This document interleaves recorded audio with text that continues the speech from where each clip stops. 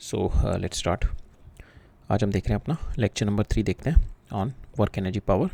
ठीक है, और हमारा ये NCERT line by line series है। ठीक है, तो हमने लास्ट लेक्चर तक देख लिया था potential energy and we have seen the concepts of potential energy, और हमने potential energy in terms of gravitational potential energy देख लिया था।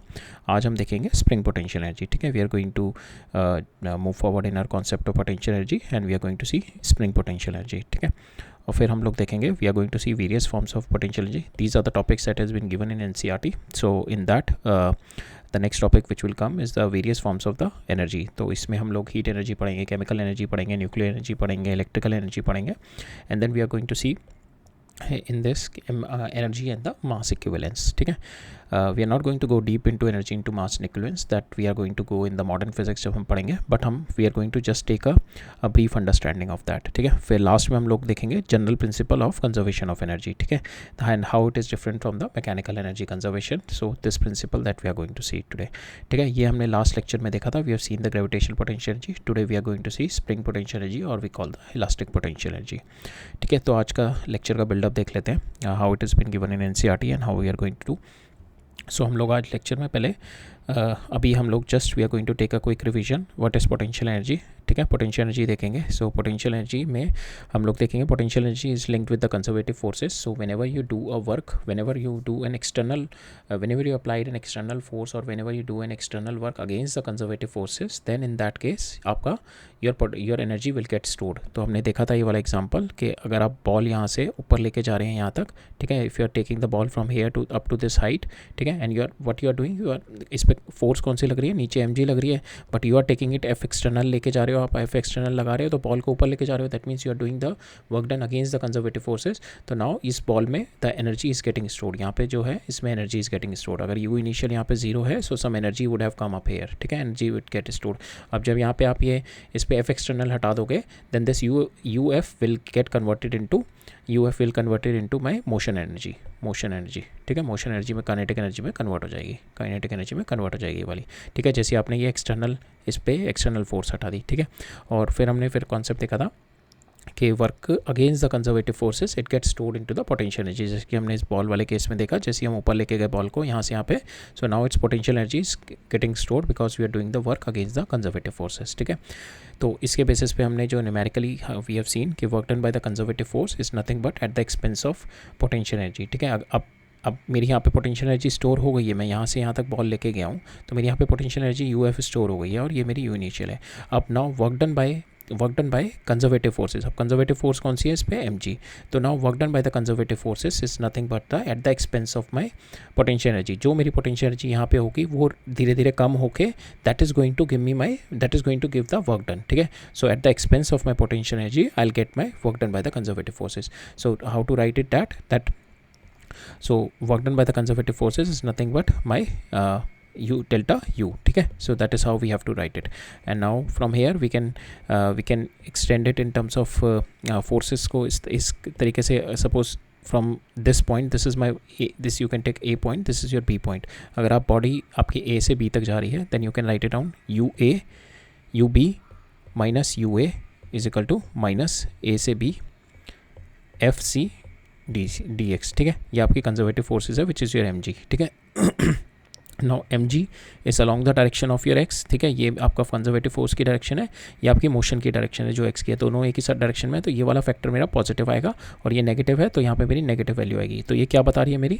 कि my U B minus U A is negative, so that means U B is lesser than my U A. ठीक है, so my U A was at high potential, ठीक है, and ub is my lesser potential, so that is what it's been showing. So there is another way to write down your potential energy in terms of your forces is इस तरीके से लिख सकते हैं, तो u final is equal to u initial minus work done by conservative forces. ठीक है, तो इस तरीके से लिख सकते हैं। तो आपकी अगर हम लोग यहाँ से बॉल आप ऊपर लेके जा रहे हैं यहाँ पे, ठीक है, तो इस केस में क्या है, आपकी कंजर्वेटिव फोर्स नीचे लग रही है जो कि mg है और आपका मोशन ये हो रहा है x, तो आपकी जो वर्क डन आएगा that is negative work done आएगा। तो यहाँ पे नेगेटिव वर्क डन है, नेगेटिव है, तो यहाँ पे प्लस WC हो जाएगा, तो यहाँ पे UI प्लस WC हो गया, तो आपकी UF is more than UI। ठीक है, आपने देखा यहाँ पे फाइनल एनर्जी आपकी पोटेंशियल एनर्जी बढ़ गई। अब now work done by the conservative forces मेरे को देखना है, that is because of my decrease, जैसे जैसे पोटेंशियल एनर्जी डिक्रीज होगी मेरी कंजर्वेटिव फोर्सेस मेरी उसी डायरेक्शन में वर्क करेगी। सो that is my third one. ये क्या बताता है, ये बताता है मेरा कि force is always towards a decreasing potential, ठीक है। सो अगर मैं एक हिल पे है और बॉल इज़ माई हेयर, ठीक है, तो conservative forces will always towards a decreasing potential, तो यहाँ से potential is always decreasing towards a, अगर मैं हिल पे पोटेंशियल एनर्जी देखूँ तो पोटेंशियल इज ऑलवेज डिक्रीजिंग, तो force will always towards this direction, ठीक है, force is always towards the decreasing potential, ठीक है। सो सॉरी, अगर हम ऐसे ये वाली नहीं, ये ऐसे हमारा जो एम जी नीचे लगेगी, ठीक है, this M G will be there and potential energies depend on this H only, ठीक है। सो जैसे जैसे मेरा हाइट, सपोज ये यहाँ पे पहुंची बॉल, तो मेरी हाइट ये यहाँ से ड्रॉप हो गई ना, एच हाइट सम ड्रॉप हो गई, so my force will be the work done by the forces is towards a decreasing potential, ठीक है। तो मेरा potential is decreasing in this side और मेरी डायरेक्शन जो होगी इट्स दिस डायरेक्शन, ठीक है। So D U by D X it is nothing but, हमारे को इसको बोला जाता है ग्रेडियंट, और negative sign it is showing कि it is towards a decreasing potential, तो जहाँ जिस डायरेक्शन मेरा पोटेंशियल डिक्रीज कर रहा है उस डायरेक्शन में मेरी फोर्स लग रही है। Suppose this is your 100, suppose this is your 100 and this is your 0, ठीक है, ये 100 पॉइंट है 0, तो आप यहाँ से यहाँ पे मूव कर रहे हैं, that means force by conservative force is in this direction, ठीक है, टुवर्ड्स द डिक्रीजिंग पोटेंशियल, ठीक है। तो इतना एक बेसिक कॉन्सेप्ट हमारे को चाहिए था, that same concept we are going to apply in our potential energy के स्प्रिंग पोटेंशियल एनर्जी में हम लोग सेम कॉन्सेप्ट में देखेंगे अब, ठीक है। तो स्प्रिंग पोटेंशियल एनर्जी में भी दिस इज ऑल्सो, जो इसके अंदर जो फोर्स होती है that is also conservative forces, ठीक है, this is also conservative forces, we are going to build up the work done by the spring because of this conservative forces निकालेंगे, then we are going to find out the potential of the spring, ठीक है, दोनों चीज़ें निकालेंगे, पहले इस conservative forces से will find out the work done by conservative forces and from there we are going to build up the concept of potential from this work done by the conservative forces, ठीक है। फिर हम देखेंगे इसमें कि whenever we are having the spring, so spring usually do the to and fro motion, तो इस to and fro motion में we are going to see the mechanical energy, because this is my conservative force, so mechanical energy is conserved, so we'll see the how the interplay between kinetic energy and the potential energy is been happening, और वो हम graph के through भी देखेंगे, ठीक है। इतना concept करने के बाद हमारा पोटेंशियल एनर्जी फिनिश हो जाएगा, then we are going to go deep into our forms of energy, हमारी कितने टाइम्स फॉर्म्स ऑफ एनर्जी होती है, हमने अभी तक जितना भी मैकेनिक्स में पढ़ा है that is what we have having the mechanical energy. फिर हम एक ब्रीफ आइडिया लेंगे हीट एनर्जी का, ब्रीफ आइडिया लेंगे केमिकल एनर्जी का, then we are going to take a brief idea about the electrical energy, nuclear energy देखेंगे, and we are going to see this energy mass equivalence, ठीक है। और फिर last में हम लोग देखेंगे एक जनरल प्रिंसिपल जो है हमारा कंजर्वेशन ऑफ एनर्जी का, ठीक है, that is different from the mechanical energy conservation, वो देखेंगे कि हाउ इट इज़ डिफरेंट, ठीक है, राइट। तो चलो let's go into the NCERT now, ठीक है। So let's see this potential energy of the spring. So यहाँ पे स्प्रिंग फोर्स हमने देखा कि spring force is a variable force and it is a conservative force, ठीक है। तो सो हमारी जो एजम्पशन है, spring is light and may be treated as massless, ठीक है, this is a ideal spring where the force is been given by this, तो F k is my force constant which is showing कि अगर मैं if I am going to push the string, so वो कितना deform होने देती है अपने आप को, अगर बहुत हाई वैल्यू ऑफ के है मेरी, दैट मीन्स उसमें बहुत that is not going to let more deformation, ठीक है।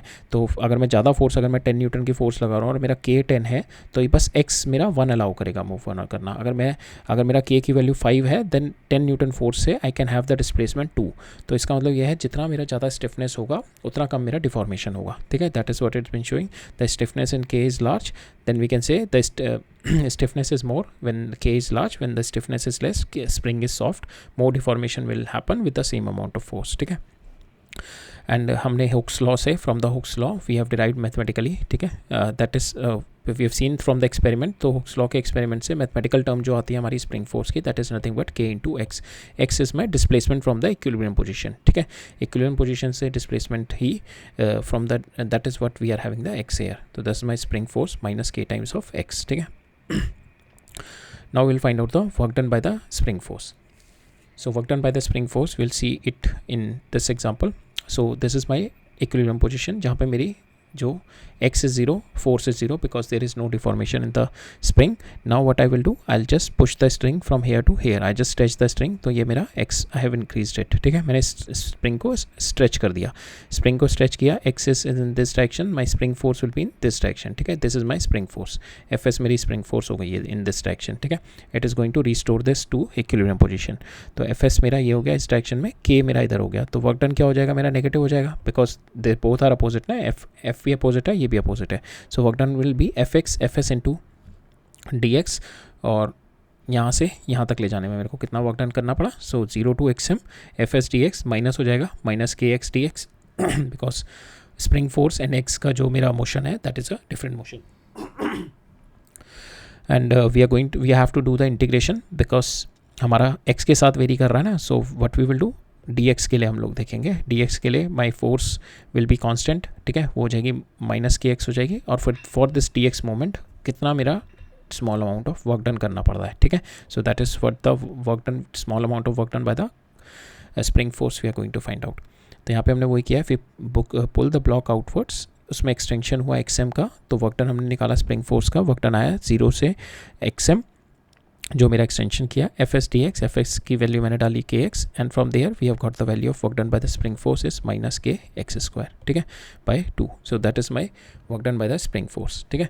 अब now if you have to see the potential energy, यहाँ से यहाँ तक जाने में इसकी पोटेंशियल क्या होगी, that is we are doing the work against the conservative forces, ठीक है, बिकॉज कंजर्वेटिव फोर्स क्या लग रही है इस डायरेक्शन में, and we are pushing the string in this direction. So that means potential energy is going to get increase, potential energy बढ़ेगी इसकी.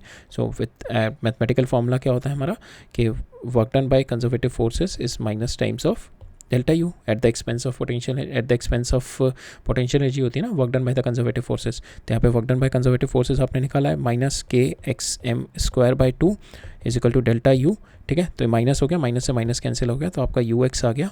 अगर मैं इनिशियल पोजीशन पे अगर यू ज़ीरो मान लूँ तो मेरा यू एक्स आ गया, that is 1/2 k x square, ठीक है. सो दैट इज़ जितना डिफॉर्म हुआ 1/2 k x square. So that comes out to be positive because my potential is increasing, ठीक है. Work done is negative, and from here we have seen from our this mathematical relation कि work done by conservative forces is always at the expense of my potential energy, ठीक है. From this we have got U x comes out to be 1/2 k x m square, ठीक है. So this expression we have got it from the area of triangle. So for instance मेरा my ये force कितनी है fx, so मेरा this is my straight line होगी, ठीक है. with the x it will be a straight line, और इसका जो मेरा slope होगा that is negative slope because minus है ना, तो negative slope. this is my force हो गई, ठीक है. अब मैं x मेरा पॉजिटिव है, my force is negative, so this is my work done. तो work done comes out to be negative here. same way अगर मैं इस डायरेक्शन में मूव करूँगा that means मैं कंप्रेस करूँगा, ठीक है. ये मेरी इक्विलिब्रियम पोजीशन है. इक्विलिब्रियम से मैं यहाँ पे स्ट्रेच कर रहा हूँ स्प्रिंग को, यहाँ पे मैं कंप्रेस कर रहा हूँ इस डायरेक्शन. तो मैं x को नेगेटिव मूव कर रहा हूँ, दैट मीन्स स्प्रिंग को कंप्रेस कर रहा हूँ, बट फोर्स इज पॉजिटिव, ठीक है. माई फोर्स इज यहाँ पे मेरा force is in positive direction, x is negative direction, ठीक है. so this is my work done will come, ठीक है. then work done will come this one, ठीक है. so this we have seen, but here when we have seen this chart, so यहाँ पे जो है मेरा force is negative and xm, so force is my negative here in this, and xm is positive, so my work done comes out to be negative. so this is my conservative work done by conservative force which is negative minus k xm square by m, ठीक है. same ये work done by external force will be positive, work done by external force will be plus k xm square by work done by external force will be 1/2 k xm square, ठीक है. work done by external force will be positive because आपको ये push करना पड़ेगा ना यहाँ पे. सो आप पुश इस डायरेक्शन में करोगे एफ एक्सटर्नल, और एक्स भी इसी डायरेक्शन में मूव कर रहा है, तो वर्क डन पॉजिटिव आएगा, ठीक है. सो वर्क डन पुश और कंप्रेस और दोनों के केस में you will get the positive work done. So note that the work done by the external pulling force is positive since it has to overcome the spring force, ठीक है. Now next देखते हैं. This we have seen, so this we have seen कि illustration spring force of the block दे रखी है. spring force fs is 0 when the displacement is 0, ठीक है. जैसे जैसे displacement बढ़ा when the spring is stretched x greater than 0, आपकी fs will be in this direction negative. compressed string में क्या होगा आपका your x will be negative, fs will be positive. if you plot fs versus x, this is your graph, ठीक है. this is your graph, and the area of the shaded portion represent the work done by the spring force. due to the opposite sign of fs and x, the work done will be negative, ठीक है. work done will always be negative because of the opposite signs of fx and s का sign की वजह से, ठीक है. now same is true for the spring. जब मेरी स्प्रिंग कंप्रेस्ड है displacement will be negative, displacement मेरी अब ये स्प्रिंग कंप्रेस होगी, displacement is in x direction, force is in this direction, तो अगेन वर्क डन जो होगा मेरा that will be negative 1/2 k x c square, जो यहाँ पे मेरा कंप्रेशन हुआ है, ठीक है. Again the work done will be negative, but again my potential will be positive, that is 1/2 k x c square, the potential comes out to be positive again, ठीक है. So this is my work done by the spring force minus k c square by 2, ठीक है. While the external force, इसमें भी आपने push किया तो आपका जो एक्सटर्नल फोर्स होगा इसमें भी आप इसी डायरेक्शन में इसको पुश करोगे, ठीक है. तो एफ एक्सटर्नल इसी डायरेक्शन में होगा और एक्स भी इसी डायरेक्शन में मूव कर रहा है, तो आपका जो work done by external force होगा दैट विल बी पॉजिटिव, ठीक है. That will be positive and that is equal to 1/2 k x c square, ठीक है. So this we have scene.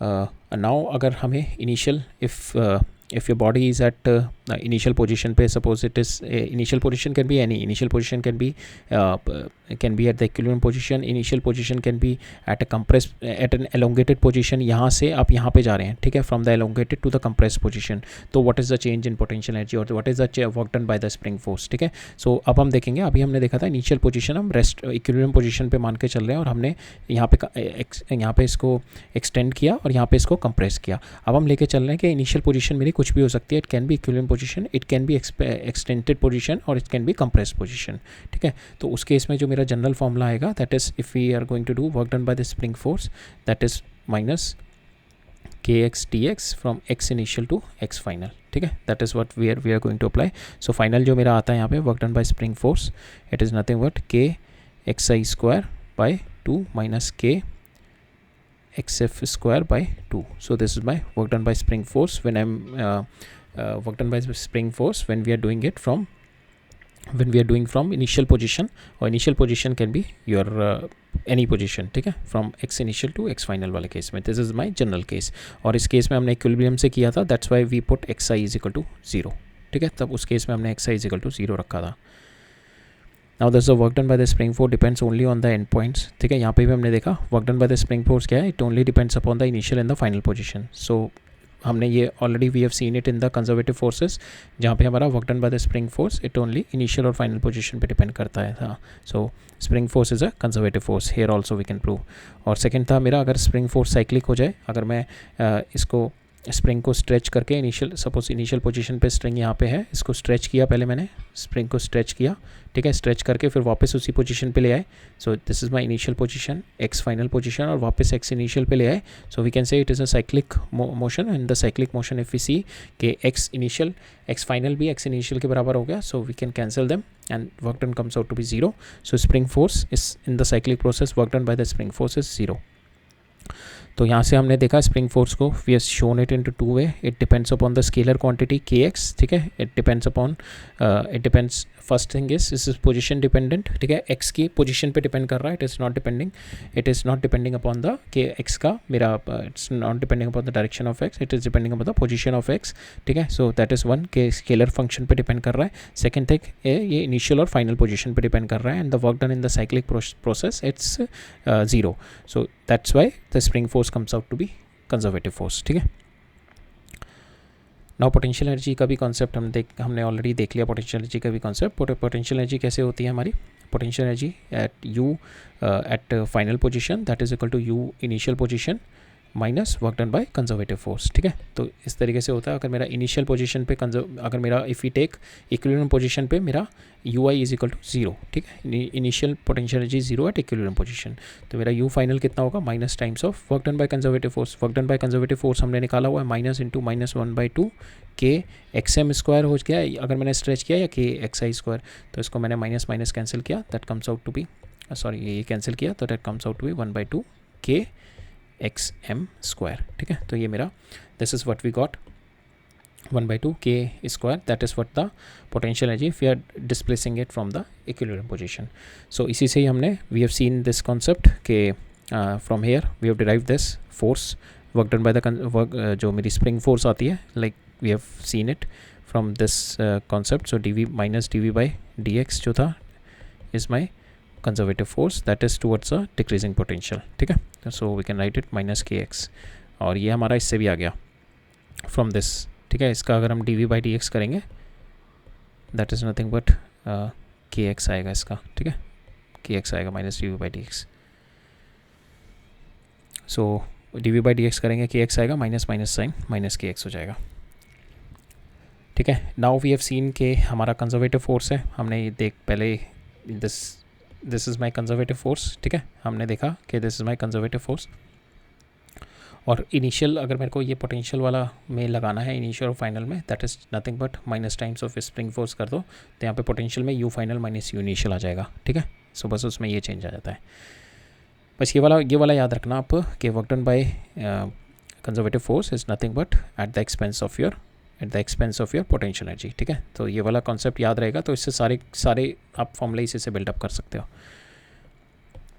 अब देखते हैं, हमने देखा कि हमारी जो एफ जो हमारी ये थी हमारी स्प्रिंग फोर्स थी, that is a conservative force. Conservative force में हमने एक और कॉन्सेप्ट देखा था कि mechanical energy is conserved in conservative force, तो अब हम इसमें भी मैकेनिकल एनर्जी कंजर्व करेंगे, ठीक है। सो हम किसी एक पॉइंट पे देखते हैं। So this is my if we take k this spring is stretching, ठीक है, it is stretching up to the maximum point, यहाँ तक स्ट्रेच कर रही है, फिर वापस आ रही है, फिर स्ट्रेच कर रही है, फिर वापस आ रही है, फिर स्ट्रेच कर रही है, फिर वापस आ रही है, कंप्रेस हो रही है। So this is my mean position, ये मेरी सेंटर वाली, and this is my extreme position, these are my extreme position.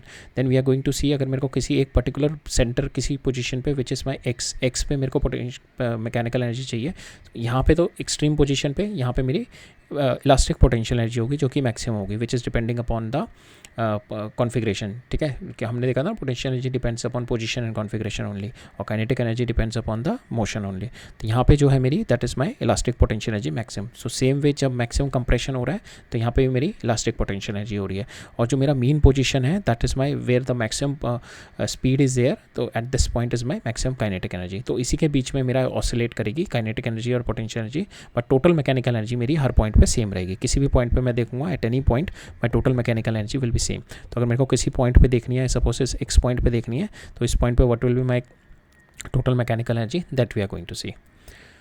सो इस पॉइंट पे कोई किसी भी एक पॉइंट पे अगर मेरे को मैकेनिकल एनर्जी चाहिए, सो अगर जो total mechanical energy eight arbitrary point x, suppose x जो मैक्सिमम स्ट्रेचिंग हो रही है मेरी माइनस एक्सएम से प्लस एक्सएम के बीच में स्ट्रेचिंग हो रही है मेरी जो स्प्रिंग की हो रही है, ठीक है। सो इसमें मैक्सिमम पोटेंशियल एनर्जी जो स्टोर होगी वो कितनी होगी, 1/2 k x m square, that is a maximum potential energy, that will be equal to 1/2 at, अगर किसी बीच के किसी पॉइंट पे देखनी है that is equal to 1/2 mv square, ठीक है, that is a kinetic energy at some point plus 1/2 k x square, ठीक है, potential energy at that point. तो ये टोटल हमेशा ये होगी इसके बराबर, बट पॉइंट पे हर पॉइंट पे my potential energy and my kinetic energy will be changing, but total potential energy will be conserve, ठीक है। So we invoke the conservation of mechanical energy. So if we have to find out the speed, we have to find out the speed when the kinetic energy is maximum. Kinetic energy maximum will be at the equilibrium position, mean position. तो उस position पे क्या होगा, सारी की सारी potential energy will be converted into my kinetic energy, ठीक है। तो पोटेंशियल एनर्जी कितनी है मेरी 1/2 के एक्स एम स्क्वायर, और that will be converted into kinetic energy m v square, ठीक है। तो यहाँ से मेरा I have got v as v m जो मैक्सिमम हो जाएगी that is root k by m into x m, ठीक है। So this is my maximum speed, ठीक है, this is my maximum speed. और यहाँ पे के बाई एम की डायमेंशन इज t-2, ठीक है, that is your because t-2 यहाँ पे this will be the dimension of t-2 means के टाइम का -2 हो गया, और इसका अगर अंडर रूट लेंगे तो टाइम का -1 हो गया, x बाई टी हो गया आपका ये वेलोसिटी जो आपकी लेफ्ट हैंड साइड की बराबर है, ठीक है। So this equation is correct. So dimensionally भी हमने देख लिया। The kinetic energy get converted to potential energy that we have seen. Now we will see this with the graph, ठीक है। सो हमारे दो एक्सट्रीम पोजीशन पे हमने देखा, एक्सट्रीम पोजीशन पे जाके क्या होगा, वो स्प्रिंग जो होता है मेरा एक्सट्रीम, अगर ये ऑसिलेट कर रहा है between two position, if the spring is oscillating between two position, so this is my x m position and this is my x minus x m position, तो इसके बीच में it is oscillating like this, ठीक है, it is oscillating like this. तो जब ये extreme position पे पहुंच रहा है इस पे और इस पे, इस पोजीशन पे इसकी velocity will 0, we can say kinetic energy is 0, और ये जो सेंटर वाला इक्विलिब्रियम पोजीशन है इस पे इसकी kinetic energy will B maximum, और यहाँ पे इसके ये वाले और ये वाले पॉइंट पे potential energy will B maximum. अब ये हम ग्राफ में ड्रॉ करते हैं, ठीक है। We have seen it in this graph. My total potential, total mechanical energy at every point is same. तो मैं यहाँ पे मैक्सिमम पॉइंट यहाँ पे देख रहा हूँ, दिस पॉइंट पे which is my extreme point left वाला, जहाँ पे प्योरली कंप्रेस्ड है, तो वहाँ पे मेरी मैक्सिमम पोटेंशियल एनर्जी है और ज़ीरो काइनेटिक एनर्जी है, ठीक है। फिर मैं जैसे जैसे वो मेरा ये कंप्रेस थी मेरी स्प्रिंग, ठीक है। कंप्रेशन के बाद मेरे अब ये इधर की साइड में मूव कर रही है, धीरे धीरे इक्विलिब्रियम पोजीशन पे आ रही है, मेरी velocity is increasing, my velocity is increasing और ये मीन पोजीशन पे मैक्सिमम हो गई। फिर जैसे जैसे राइट हैंड साइड पे जाती जाएगी या डिक्रीज़ करती जाएगी, ठीक है। सेम वे मेरी पोटेंशियल एनर्जी मैक्सिमम थी, धीरे धीरे डिक्रीज़ करेगी, जीरो हो जाएगी मीन पोजीशन पे और फिर मैक्सिमम हो जाएगी दूसरे एक्सट्रीम पे जाके, ठीक है। So that is a concept कि total kinetic energy plus potential energy remain constant, right. तो यही कॉन्सेप्ट था इसमें। इसके बेसिस पे क्वेश्चन है कि to simulate the car accident, auto manufacturer क्या करते हैं कि कार के आगे स्प्रिंग लगा के देन दे चेक कि how much is the maximum compression is coming in the spring. तो यहाँ पे हमारे को दे रखा है कार का मास दे रखा है, उसकी वेलोसिटी दे रखी है, so that is 18 kilometre per hour. This is my velocity given, this is my mass, ठीक है। तो इससे मेरा काइनेटिक एनर्जी मिल जाएगी। So we have to find out what is the maximum compression. अगर मेरे को मैक्सिमम कंप्रेशन चाहिए, that happens at the extreme position when my complete kinetic energy, सारी की सारी काइनेटिक एनर्जी मेरी पोटेंशियल एनर्जी में जब कन्वर्ट हो जाती है, then only you get the maximum compression. ये याद रखना हमेशा, maximum compression comes when your complete kinetic energy will convert into potential energy, जो कि हमारा कंजर्वेटिव कोर फोर्स ही अगर हम मेरी वहाँ पे अगर कोई और फोर्स आ जाएगी तब नहीं होगा, बट कंजर्वेटिव फोर्सेस के केस में, बट क्योंकि हम यहाँ पे स्प्रिंग को कंसिडर करके चल रहे हैं और कोई फोर्स नहीं लेके चल रहे जैसे फ्रिक्शन वगैरह, so we can do this. तो यहाँ पे we can write it down 1/2 ke square is nothing but your 1/2 k x max square, ठीक है। सो यहाँ पे k आपको दिया 1/2 से कैंसिल हो गया, सो सॉरी के स्क्वायर नहीं mv स्क्वायर होगा यहाँ पे। सो मास हो गया आपका, मास आपको दिया हुआ 1000, वेलोसिटी आप मीटर पर सेकंड में कितनी हो जाएगी 5 हो जाएगी। ये याद रखो 36 में 10 होती है हमेशा, 36 किलोमीटर में 10 हो गई, 18 में कितनी हो गई 5 मीटर पर सेकंड। तो 5, तो यहाँ से आपकी काइनेटिक एनर्जी आ जाएगी, k से डिवाइड कर दो, k is been given to you and from there you get the value of your x max. So that is what they have done, kinetic energy निकाली and they have told this thing कि remember 36 kilometer per hour is 10 meter per second, and from there they equate it with the potential energy, and from there we have got the value as xm comes out to be equal to 2 meter. So note that the string is idealized, ठीक है। तो इसके अंदर क्या है, हम spring massless लेके चल रहे हैं। मास अगर स्प्रिंग के अंदर फॉर इंस्टेंस मास आ जाएगा तो we have to consider the motion energy of our spring also, और वो जो स्प्रिंग की मोशन एनर्जी होगी दैट विल बी डिफरेंट, ठीक है। हर पॉइंट पे डिफरेंट होगी, बिकॉज हर पॉइंट पे उसका mass is not mass is spreaded over, it is not concentrated, तो मास पूरा स्प्रेड ओवर होगा, ठीक है। तो जिसकी वजह से इसकी kinetic energy we have to integrate over the kinetic energy, so that's why we are taking it idealize situation, हमारी मासलेस स्प्रिंग है, ठीक है। और हमने इस सिचुएशन में लेके चले थे कि फ्रिक्शन नहीं है, then my complete kinetic energy will get converted into potential energy, ठीक है। जब मेरा फ्रिक्शन नहीं है, अगर मेरा फ्रिक्शन आ जाएगा then we can not apply the mechanical energy conservation, in that case we have to do the work energy theorem, ठीक है। उस केस में वर्क एनर्जी थ्योरम करना पड़ेगा हमें। अब will see the concluding remarks on the conservative forces. So यहाँ पे जो भी हमने ये जो हमने देखा था इन आर दिस थिंग के this question that we have seen के when the study of collision वाले question में, so in this scene we have information about the time is absent, time is not here, so to get the information about the time we have to apply the Newton's second law, ठीक है। उसी में ही time की information होती है, जो कि हम इम्पल्स मोमेंटम इक्वेशन लगाते हैं ना, initial momentum plus my force into delta t that is equal to p final. So impulse second law से ही मैं टाइम इन्फॉर्मेशन निकाल सकता हूँ, बट वर्क एनर्जी थ्योरम से we don't have the temporal information. Second thing is not all the forces are conservative, friction आ जाएगा तो friction is not a conservative force, उसमें हम मैकेनिकल एनर्जी कंजर्वेशन नहीं लगा सकते। And zero potential energy is arbitrary, आप अपने कन्वीनियंस के अकॉर्डिंग जीरो लेते हैं, जैसे हमने इसमें इक्विलिब्रियम पोजीशन पे जीरो लिया है, तो at that point we have taken it as zero potential energy, but it is as per your convenience only.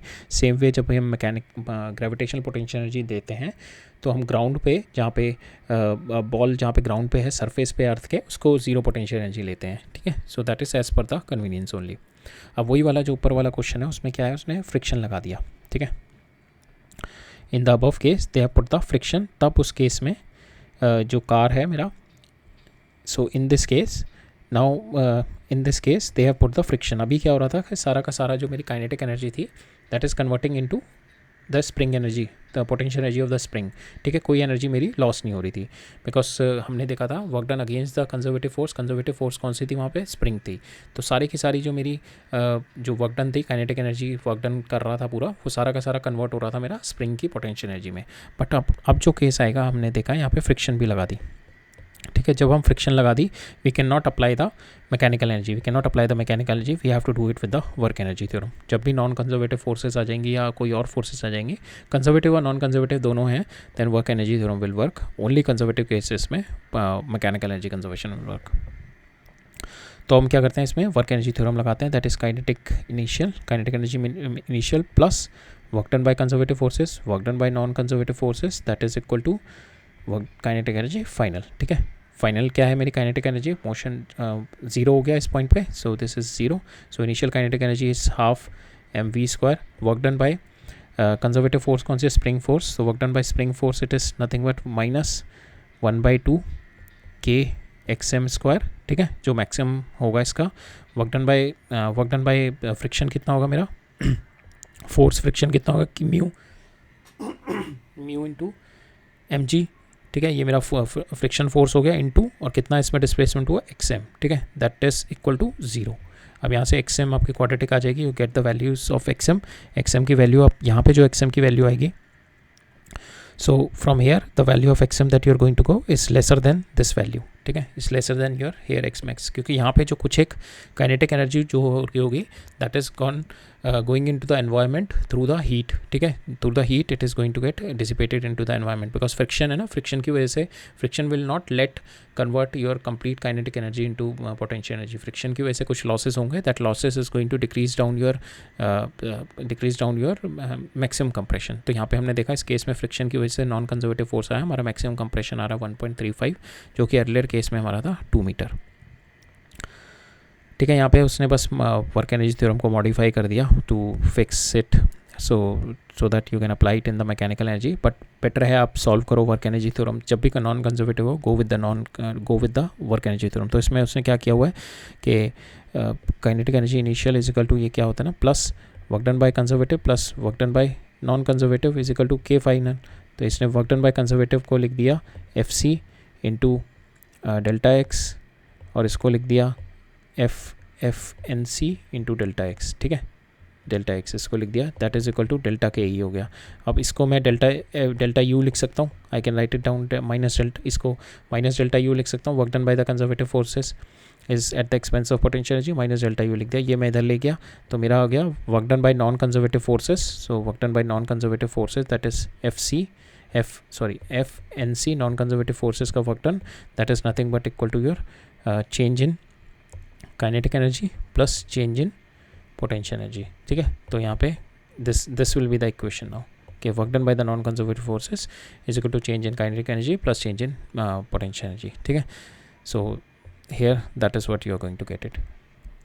But better है you go with work energy theorem जब भी आपको whenever you are having whenever the question non conservative forces आ रही हैं, मतलब air drag आ रहा है, फ्रिक्शन आ रहा है, तो ऑल दोस रेजिस्टिव फोर्स आ रही है कोई भी, go with the best is to go with work energy theorem.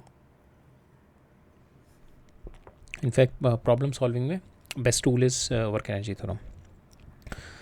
अब नेक्स्ट क्वेश्चन देखते हैं और नेक्स्ट कॉन्सेप्ट देखते हैं, वेरियस फॉर्म्स ऑफ एनर्जी. ठीक है, अभी तक हमने जितना भी अभी तक के कोर्स में, मैकेनिक्स के कोर्स में अभी तक हमने देखा, we have seen only the mechanical energy देखी है अभी तक हमने. ठीक है, मैकेनिकल एनर्जी हमने देखी थी kinetic energy which is because of the motion, and second देखी थी potential energy which is because of the configuration change. ठीक है, तो ये दोनों हमने एनर्जी देखी.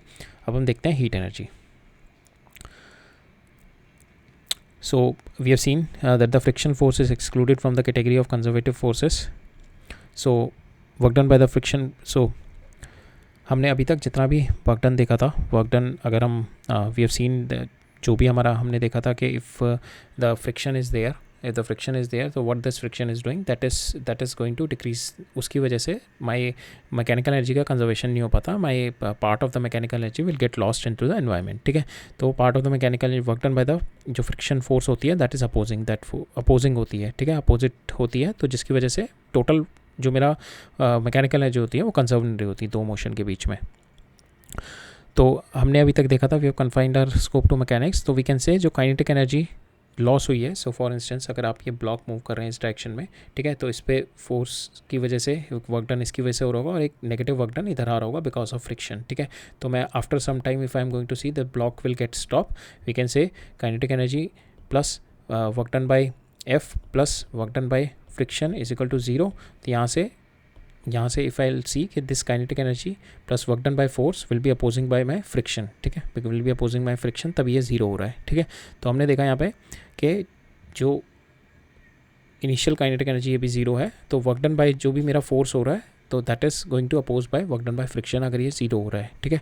सो हमने कॉन्सेप्ट में हमने यहाँ पे देखा कि जो फ्रिक्शन है that is doing opposite work, but हमने अगर मैकेनिक्स में बस इतना देख लिया कि फ्रिक्शन की वजह से लॉस ऑफ माई वर्क हो रहा है, ठीक है, लॉस ऑफ माई वर्क हो रहा है, बस इसके अलावा हमने ये यहाँ पे नहीं देखा था। और we have confined our scope to mechanics, but उसके अंदर क्या हो रहा है, फ्रिक्शन की वजह से within our mechanical system we are saying कि अगर हम मैकेनिकल सिस्टम ये ब्लॉक और ये सरफेस ये लेके चलें within our mechanical system, we are saying कि my energy is not conserved, it is we are losing the energy because of friction.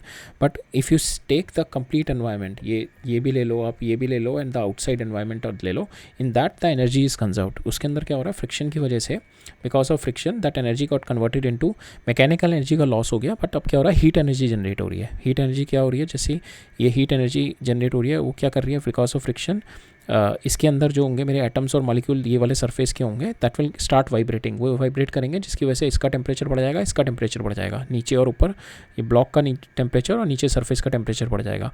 So work done by friction is not loss but it's transferred into the heat energy, ठीक है, because it raises the friction की वजह से it raises the temperature, because it raises the यहाँ पे जो internal इनके जो कंस्टिट्यूएंट्स होंगे एटम्स और molecule they start vibrating fast because of friction, and because of that heat energy will B, internal energy बढ़ जाएगी उनकी जिसकी वजह से हीट एनर्जी बढ़ जाएगी उसकी, ठीक है। That you have seen it, this example you have scene if you rub your hands that while rubbing your hand the heat energy will be generated, ठीक है। तो सेम कॉन्सेप्ट इज देयर कि when the friction is there so internal energy of the constituent is going to get increased, because of that temperature is going to get increased, so mechanical energy यहाँ पे convert हो रही है heat energy में। तो loss of overall loss नहीं हो रहा है energy का, but one energy is being transferred to energy। अगर हम देखें mechanical energy का loss हो रहा है but it is getting transferred into the heat energy। So heat energy का एक क्वांटिटेटिव आइडिया है कि if you cool the water from if you cool the water bye 10 degree Celsius, ठीक है, 1 kilogram of water if you cool it, suppose it is right now 100 degree Celsius से आप इसको 90 degree Celsius कर रहे हो 1 kg ऑफ वाटर को, then in that case this much amount of the heat is been released into the environment, 42000 joule of energy is been released into the environment, ठीक है। So that is a concept of heat energy. अभी हम heat energy जब heat and thermodynamics देखेंगे, we are going to go deep into it, we are going to study the motion of the molecules, how it is been seen macroscopically in terms of temperature and pressure, that which is kinetic theory of gases जब हम देखेंगे, we are going to go into that। अभी हम deep में तब देखेंगे, अभी just आपको ये है कि फ्रिक्शन है, फ्रिक्शन की वजह से मैकेनिकल एनर्जी में कम हो गया आपका, बट ओवरऑल आप देखो आपकी जो ओवरऑल देखोगे इन द एनवायरनमेंट को भी साथ में ले लोगे तो फिर आपकी जो एक एनर्जी बस दूसरी एनर्जी में कन्वर्ट हो गई, सो दैट मीन्स मैकेनिकल एनर्जी आपकी कन्वर्ट हो गई है हीट एनर्जी में। यहाँ पे दे रखा है second concept chemical energy. Chemical energy का दे रखा है कि the greatest technical investment is how to ignite and control the fire, ठीक है। When you rub the 2 stones and you जो उसमें से हीट निकलती है and you ignite the heap of dry leaves, that is what the chemical energy, that is what the chemical energy is converted into heat energy, ठीक है। सो first you mechanical energy से first आपने stones को rub किया, mechanical energy से heat energy हुई, वो heat से आपने you give this heat to the dry leaves and उसकी वजह से दैट गॉट केमिकल एनर्जी जो ड्राई लीव्स के अंदर की that got converted into the further heat energy, ठीक है। That you have seen in the matchstick ignition also.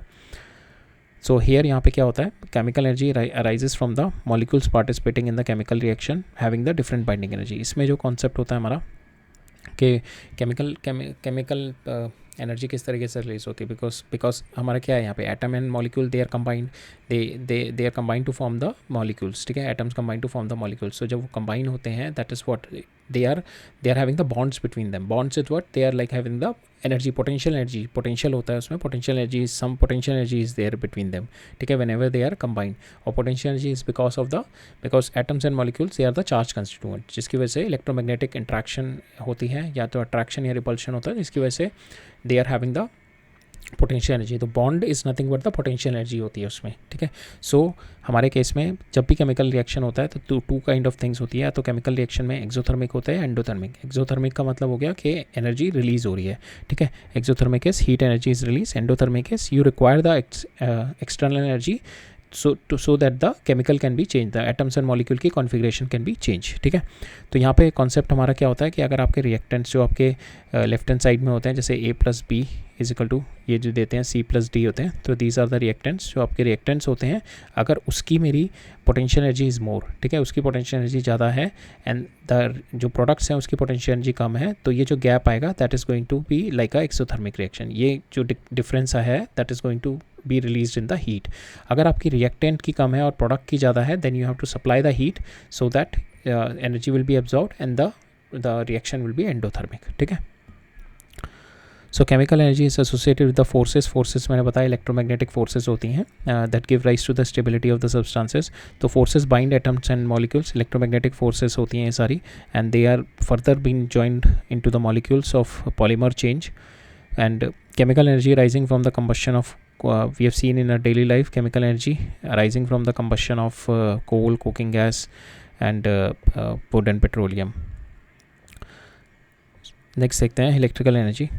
So electrical energy is because of flow of electric current causes the bulb and this to flow, and this is electrical energy is because of the flow of our charges, ठीक है। इसको भी हम लोग later on when we are going to study electrostatics, current, electricity वगैरह देखेंगे, तब देखेंगे।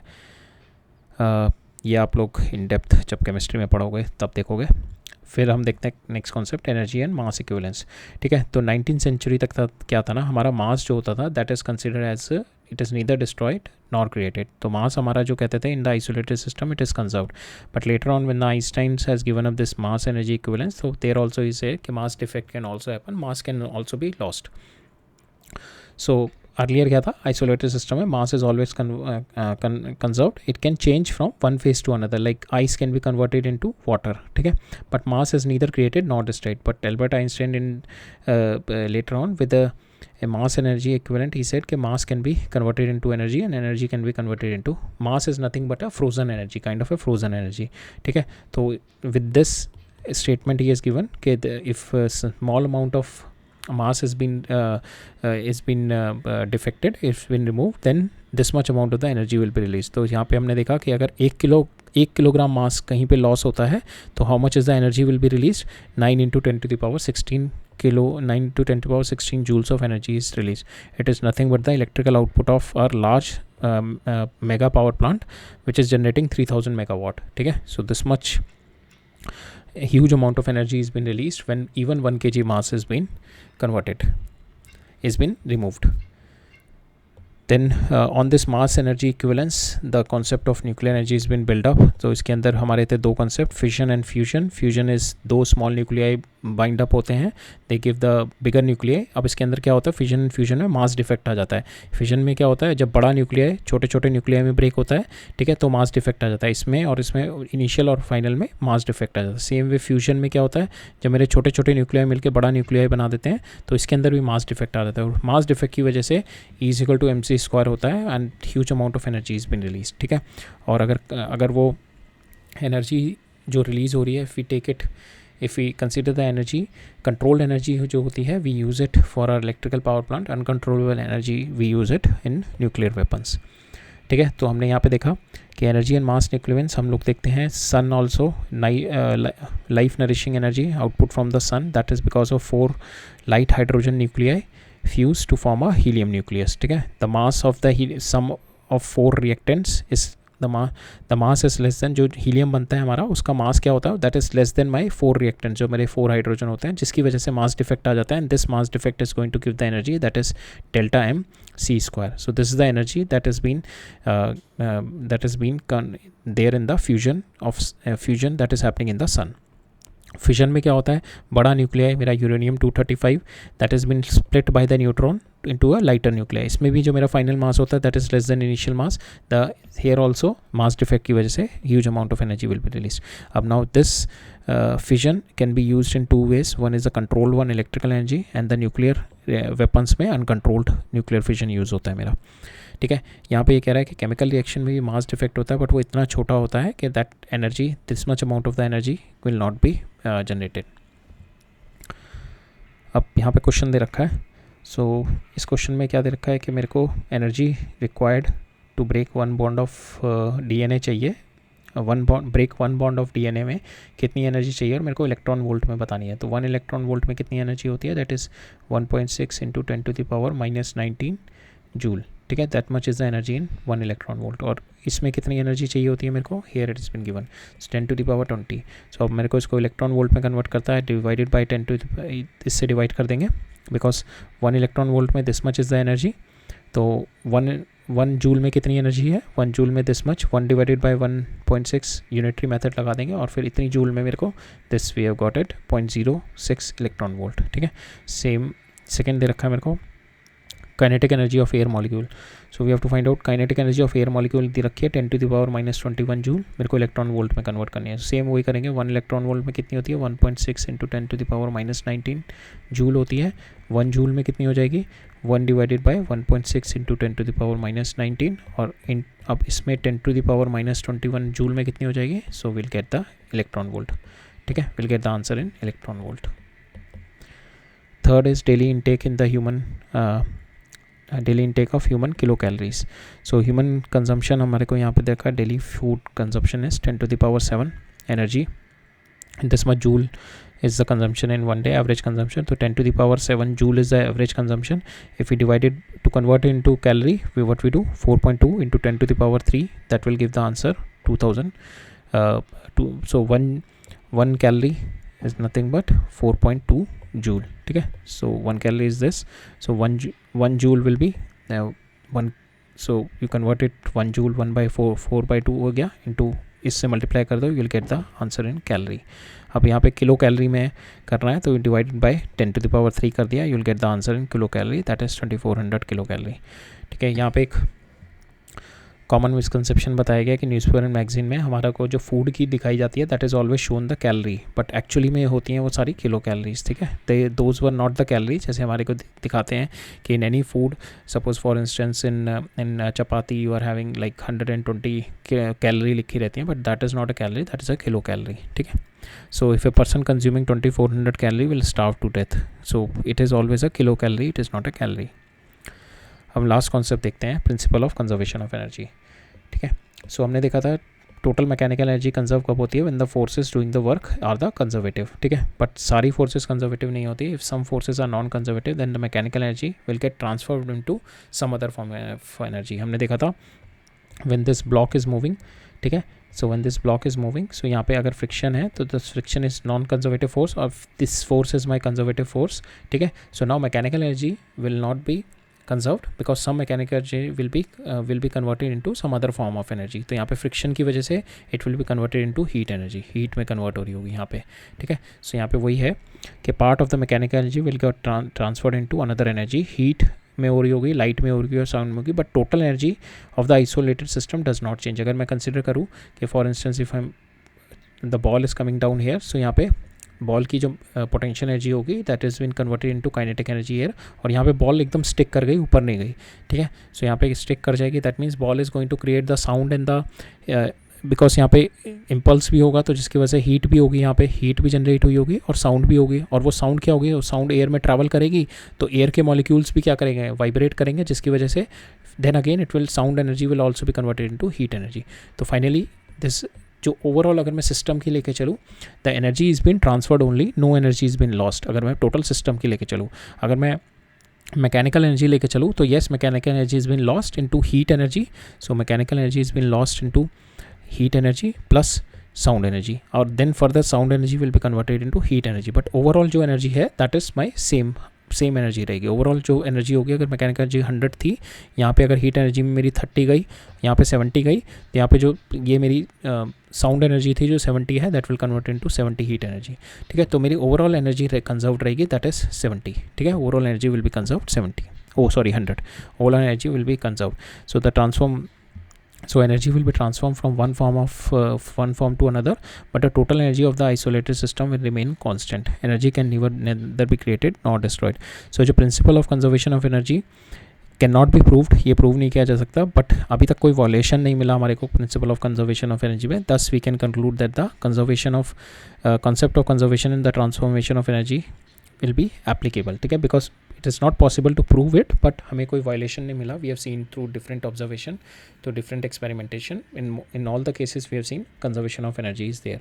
and because the concept of conservation of energy, transformation of energy is the key concept which is binding your different branch of physics like physics, chemistry, biology, it's been connected through this। because if you see sun है, sun से जो energy आ रही है, that energy is the heat energy, that और the light energy जो आ रही है, प्लांट्स क्या कर रहा है, that energy they are converting into glucose. Glucose क्या है, केमिकल है, that they are converting the light and heat energy into chemical energy. तो वो chemical energy we are going to eat that energy. तो हमारे अंदर जो chemical energy, whatever we are eating that food and plants को as a food eat कर रहे हैं, तो that chemical energy will be stored into our body, and then we can utilise that energy. That energy किस तरीके से store हो रही है, it is in the form of the ATP molecules, and once we convert that molecules into ATP molecules, वो chemical में convert हो रही है, देन केमिकल से फिर then we can use it into our mechanical के लिए। तो हमारी chemical energy will further convert into mechanical energy.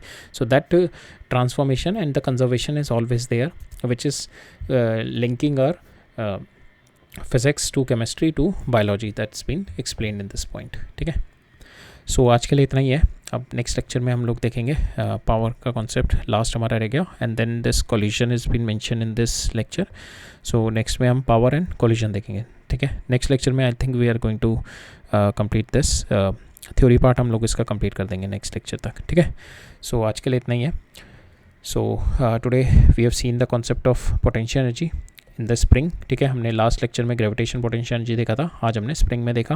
हमने वेरियस फॉर्म्स ऑफ एनर्जी देखा, जिसमें हमने हीट एनर्जी देखा, हमने केमिकल एनर्जी देखा, हमने इलेक्ट्रिकल एनर्जी देखा, एंड द न्यूक्लियर एनर्जी देखा, और मास डिफेक्ट देखा। Then finally we have seen the general principle of conservation of energy, where energy is neither created nor destroyed, but it is only transforming from one to another। ठीक है, but mechanical energy can only be conserved in the conservative forces। ठीक है, so that's all for today। अब next lecture मिलते हैं। ठीक है, all right, thank you.